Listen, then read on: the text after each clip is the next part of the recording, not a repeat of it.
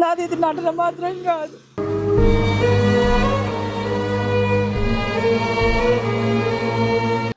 ఏ తండ్రికి ఏ బిడ్డకున్న బంధం అంటే నా తండ్రికి నాకున్న బంధం అదే ఉంది.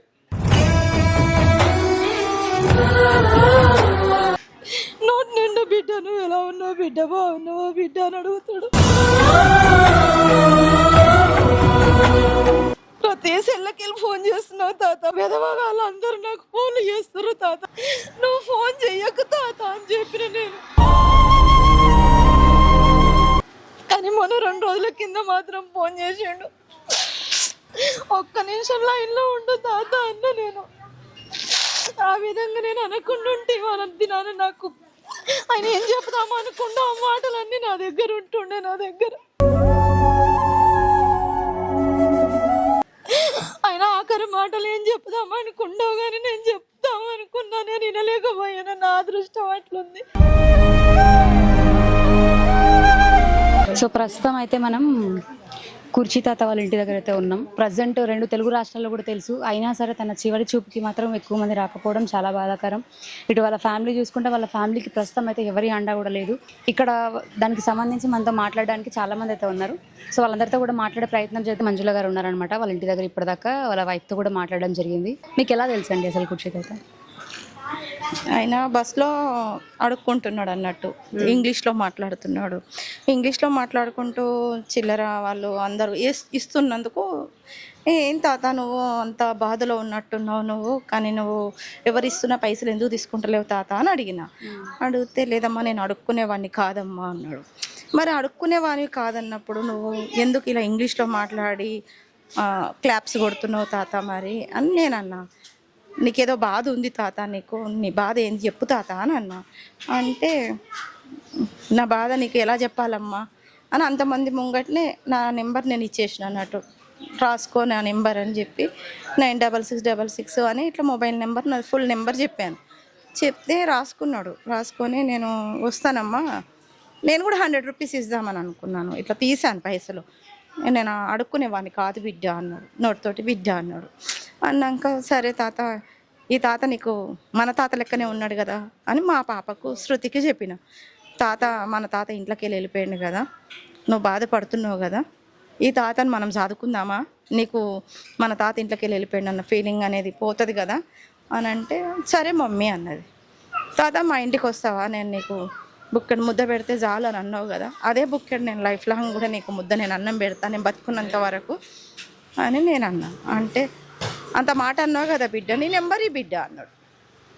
ఇచ్చిన తెల్లారే మా ఇంటికి ప్రజానికి వచ్చిండు. వచ్చి ఫోన్ చేసిండు. కింద చూసే వరకు బాల్కల్లోకి వెళ్ళి చూసే వరకు తాత కనిపించిండు. కనిపిస్తే ఇక సరే పైకి రా తాత అంటే లిఫ్ట్లో పైకి వచ్చిండు. వచ్చినాక చాయ్ పెట్టించి ఇచ్చిన, కప్పు చాయ్ పెట్టించి ఇచ్చిన, తాగిండు. మంచిది బిడ్డ మరి మళ్ళీ వెళ్ళొస్తా బిడ్డ అనుకుంటే వెళ్ళిపోయాడు. మళ్ళీ 2 రోజులు 3 రోజులు అయినాక మళ్ళీ ఒకసారి వచ్చిండు. అప్పుడు మా సిస్టర్ ఉంది, మా చెల్లె పేరు లీలావతి. మా చెల్లె మొత్తం వీడియో తీసుకుంది వాళ్ళ భార్య కోసం చెప్పడము. చాలా బాగా చెప్పిండు ఆయన ప్రేమ గురించి, వాళ్ళ చెల్లెళ్ళ గురించి, మరదల గురించి. ఇప్పటివరకు వచ్చిన వీడియోస్ ఎలా ఉన్నాయో అలాంటి వీడియోస్ అన్ని మాటలన్నీ మా చెల్లె దగ్గర ఉన్నాయి. లీలావతి మా చెల్లె పేరు, మా ప్రకాష్ మా మరిది పేరు. కానీ ప్రతిరోజు మమ్మల్ని మాత్రం బిడ్డ ఎలా ఉన్నావు మంజుల, ఎలా ఉన్నావు బిడ్డ, నేను కుర్చీ తాతని అని మాత్రం ప్రతి ఒక్కరు సెల్లకెళ్ళి ఫోన్ చేస్తుంటాడు తాత. ఇవాళ దినాన మాత్రము నన్ను అడిగేవాళ్ళు లేరు. ఎందుకంటే నాకు మాట్లాడాలంటే కూడా నాకు రావట్లేదు. నాది ఇది నటన మాత్రం కాదు.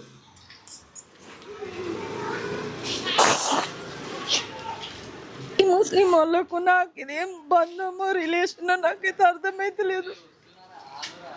కానీ నన్ను మాత్రం అడుగుతాడు, బిడ్డ బాగున్నావా, శృతి బాగుందా బిడ్డ, నువ్వు బాగున్నావా బిడ్డ అని మాత్రం అడుగుతాడు. నోటి నిండు బిడ్డ నువ్వు ఎలా ఉన్నావు బిడ్డ, బాగున్నావా బిడ్డ అని అడుగుతాడు. ప్రతి సెల్లకెళ్ళి ఫోన్ చేస్తున్నావు తాత, ప్రతి విధవగా అందరూ నాకు ఫోన్లు చేస్తారు తాత, నువ్వు చేసిన ఫోన్లకి వెళ్ళి అందరూ మళ్ళీ ఫోన్లు చేస్తారు తాత, నువ్వు ఫోన్ చెయ్యకు తాత అని చెప్పిన నేను. అప్పటి నుంచి తాత నా సెల్లుకు ఫోన్ చేసుడు మానేసిండు. కానీ మొన్న 2 రోజుల కింద మాత్రం ఫోన్ చేసిండు. అప్పుడు నాకు ఇంకో నెంబర్కు ఫోన్ వచ్చింది, మాట్లాడిన నేను. తాత నువ్వు మాట్లాడుతున్నావు, లైన్లో ఉన్నావు కదా, ఉండు తాత, ఫోన్ వచ్చింది, ఇంకో ఫోన్ మాట్లాడుతున్నా తాత, నేను ఒక్క నిమిషం లైన్లో ఉండు తాత అన్న. నేను ఆ విధంగా నేను అనకుండా ఉంటే వాళ్ళ దినాన్ని నాకు ఆయన ఏం చెప్తాము అనుకుండా ఆ మాటలన్నీ నా దగ్గర ఉంటుండే, నా దగ్గర ఆ మాటలన్నీ లేకుండా అయిపోయినాయి. వాళ్ళ కోసం ఫోన్ మాట్లాడకుండా నా బిడ్డ కోసం మాత్రం అడుగుతుండే, శృతి ఎట్లుందమ్మా, నీ బిడ్డ ఎట్లుందమ్మా, శృతి ఎట్లుందమ్మా అని అడుగుతుండే. ఇప్పుడు అడిగే నాదుడు లేకుండా అయిపోయిండు. మా కుర్చే తాతకు మాకున్న బంధం ఏందో మాకు అర్థమైతలేదు, నాకే అర్థమైతలేదు, నాకైతే అర్థమైతలేదు. లేకుండా పోయిండు ఆయన మాత్రం, ఈ లోకం నుంచి వెళ్ళిపోయిండు. ఆయన ఆఖరి మాటలు ఏం చెప్దాం అనుకున్నావు కానీ నేను చెప్తాం అనుకున్నా, నేను వినలేకపోయాను. నా అదృష్టం అట్లుంది. నా బిడ్డ అయితే ఒకటే ఏడుపు రాత్రి. మొన్ననే 4 నెలల కింద మాత్రం పెట్టారు ముసలాయన చనిపోయిండు అని. ఇప్పుడు చనిపోయిన మా తాత అని రాత్రి 2 అయినా నా పిల్ల వండుకోలేదు. ఇప్పుడు పోదామా బిడ్డ, వాళ్ళ ఇల్లు ఎన్నున్నా తెలియదు బిడ్డ, నన్ను ఎన్నడూ తీసుకోలేదు వాళ్ళ ఇంటికి, మనం ఎన్నడూ పోలేదు. నానమ్మని దొరకరమ్మంట కూడా దొరకరాలేదు శృతి, నాకు తెలియదు బిడ్డ వాళ్ళ ఇల్లు. లేకుంటే ఈ రాత్రి తీసుకుపోతుంటే బిడ్డ నేను అన్న. ఇప్పుడు ఇంత దూరం వచ్చినాక కూడా వాళ్ళ ఇల్లు మాకు దొరకకపోతే రిటర్న్ మేము మళ్ళా సాయిబాబా గుడి దాకా నడుచుకుంటూ పోయినాము. ఒక్కొక్కరిని గల్లి గల్లి అడిగినాం మేము, వాళ్ళ ఇల్లు ఏడా, వాళ్ళ ఇల్లు ఏడా, షేక్ అహ్మద్ బాషా ఇల్లు ఎక్కడా, ఇల్లు ఎక్కడా తెలియదండి మాకు అని అంటారు. నడుచుకుంటూ ఇంత దూరం ఎండలు వచ్చినాము. తాత ఇక నిన్ను చూసే భాగ్యం లేనట్టుంది నా బిడ్డ కళ్ళకు అని మళ్ళీ రేష్మకు ఫోన్ చేస్తే రేష్మ చెప్పింది, అక్క అదే గల్లి అక్క, చక్కగా ఓ అక్క అని మళ్ళీ చెప్తే మళ్ళీ వచ్చినాము. ఆఖరి చూపు నోసుకున్నాము. వాళ్ళ అక్క కూడా ఒకటి వచ్చింది, ఆమె కూడా ఆఖరి చూపు నోసుకుంది, చూసుకుంది. మాకున్న బంధం ఇంతేనమ్మా. ఏ తండ్రికి ఏ బిడ్డకున్న బంధం అంటే నా తండ్రికి నాకున్న బంధం అదే ఉంది. నా బిడ్డకు తాత లేని లోటు తీర్చుకుంది, కానీ ఇప్పుడు మళ్ళీ తాత లేకుండా అయిపోయింది నా బిడ్డ మాత్రం. సో చూస్తున్నారు కదా, మనము అసలు ఎంతమందికి ఆ డైలాగ్ తెలిసినా కూడా చూడడానికి రాలేదు. జస్ట్ బస్సులో పరిచయం అయ్యి నా తండ్రి ప్లేస్లో తనను చూసుకుంటున్నా అన్న ఒకే ఒక్క మాటతోని నాన్న అని పిలిచిన ఆ ఒక్క మాట కోసం ఇంత దూరం అడుగుతూ తను వచ్చిందనమాట.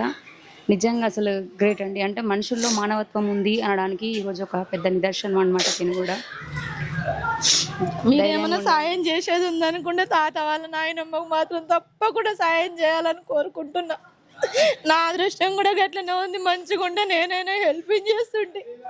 నాకు భర్త చనిపోయిండు, నా బిడ్డకు హస్బెండ్ రావట్లేదు, మా పరిస్థితి అంతకంతకే ఉంది.